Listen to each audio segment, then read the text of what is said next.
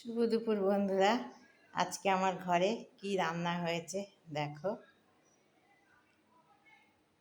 ভাত তো হবেই, ভাত হয়েছে, এই যে ভাত, একদম গরম ভাত, গন্ধরাজ লেবু, পালং শাক, মূলো দিয়ে পালং শাক, আলু দিয়ে শুকনো শুকনো তরকারি।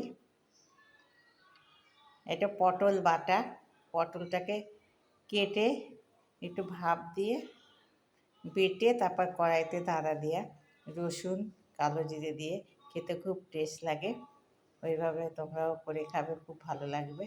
শসা কেটে দিয়েছি, ডাল, মুসুরির ডাল, বাটা মাছ, সর্ষে পোস্ত দিয়ে ঝাল। এটাই আজকে রান্না হয়েছে। কেমন লাগছে কমেন্ট করে জানিও।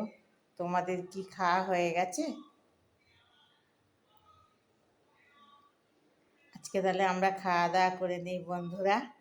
আজকে এই অবধিই থাকলো, টাটা।